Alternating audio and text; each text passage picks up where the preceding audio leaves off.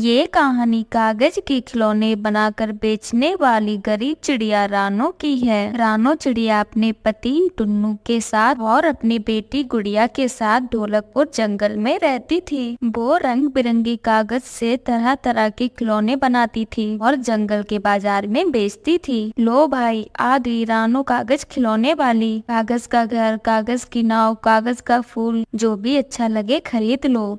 रानो आंटी, ये कागज की फिरकी और नाव कितनी की है? ना कम ना ज्यादा, सब मिलाकर 50 रुपया है। कहो तो दूं?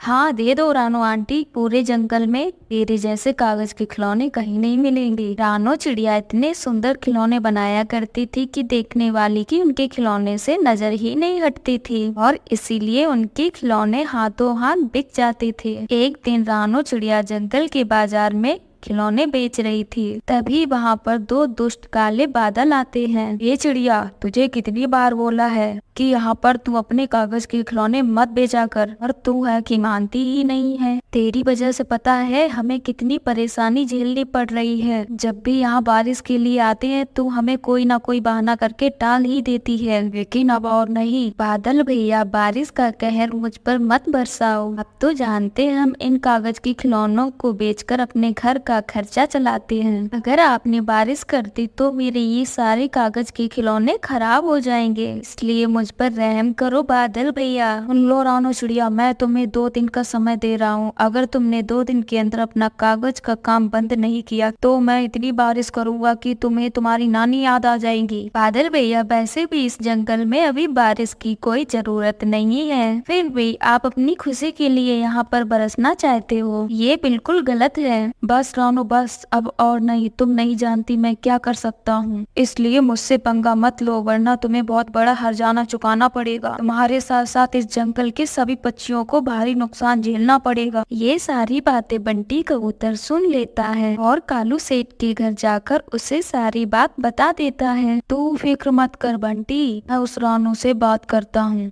वैसे भी उसके पति पर बहुत कर्जा है मेरा, वो मेरी बात नहीं टालेगी। आज चल मेरे साथ उसके घर। इतना कहकर कालू सेठ और बंटी कबूतर वो चिड़िया के घर जाते हैं। अरे सेठ जी आप। और रानो, अगर तुझे यहाँ रहना है तो ये कागज के खिलौने बनाना बंद कर दे, ना मैं तेरे घर को आग लगा दूंगा। तेरी वजह से इस जंगल में बारिश नहीं हो पा रही है और इस जंगल से बाहर फेंकवा दूंगा। इतना कहकर वो दोनों रानो चिड़िया के घर से चले जाते हैं। वहीं पर रानो चिड़िया डरने की बजाय उसका विरोध करने पर उतर आती है और अपने पति टुन्नू चिड़ा से कहती है, हम क्या इसकी बाप का खाते हैं जो उसकी धमकी से डरे। मैं ये कागज के खिलौने बनाना बंद नहीं करूंगी। नहीं नहीं रानो, मान जाओ तुम, ये कागज के खिलौने बनाना बंद कर दो, वरना हम दुष्ट काले बादल और कालू सेठ का कहर बर्दाश्त नहीं कर पाएंगे। चिंता मत करिए, कुछ नहीं कर पाएगा वो कालू सेठ। लाख मना करने पर भी रानो चिड़िया कागज के खिलौने बेचना बंद नहीं करती।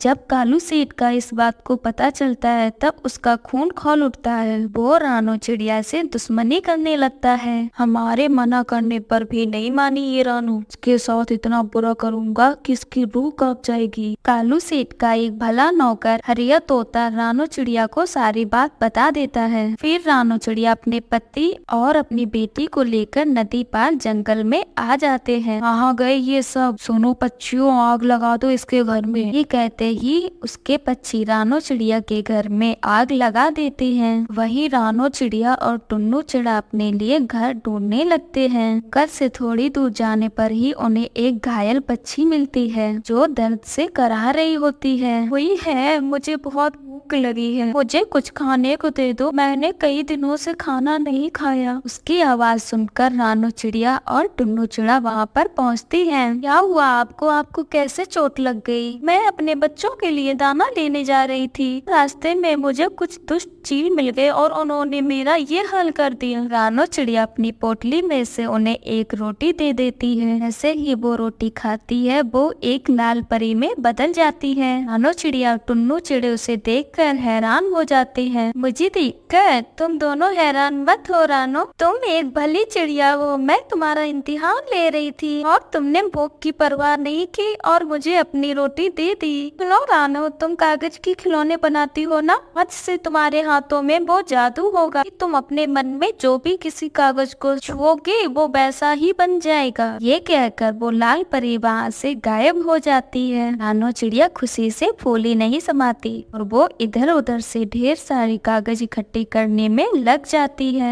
इतने सारे कागज क्यों इकट्ठे कर रही हो रानो? से हम अपना घर बनाएंगे, कागज का आलीशान घर बनाएंगे। यह सुनकर टुन्नू चिड़ा हैरानी में पड़ जाता है और रानो चिड़िया से कहता है, ये क्या पागलपंती सवार हो गया है तुम पे? कागज का घर तो पानी में गल सकता है और आंधी तूफान में तो उसके तो परकच्छे उड़ सकते हैं। आप देखते जाए, ऐसा कुछ भी नहीं होगा। ये कहकर रानो चिड़िया दिन रात कागज के घर बनाने में लगी रहती है और कागज का एक आलीशान घर बना ही लेती है। घर में लगे कागज को छूकर मन ही मन कहती है, ये कागज लोहे से भी मजबूत हो जाए। रानो चिड़िया के इतने कहते ही उसका घर लोहे से भी मजबूत हो जाता है। रानो चिड़िया टुन्नू चिड़े घर को देखकर बहुत खुश हो जाते हैं। कुछ दिन बाद वो दुष्ट काले बादल वहाँ पर आ जाते हैं। सुनो साथियों, ये रहा रानो चिड़िया का कागज का बना घर। इसने हमें इतना परेशान किया है, आज हमें से अच्छा सबक सिखाकर ही रहेंगे। साथियों, तुम्हारे अंदर जितना भी पानी भरा है आज इस जंगल में बरसा दो, उस चिड़िया का बना कागज का घर पानी में बह जाए। फिर अचानक तेज बारिश शुरू हो जाती है और उसकी वजह से भयंकर बाढ़ आ जाती है। बाढ़ का पानी जंगल के सभी घरों में घुस जाता है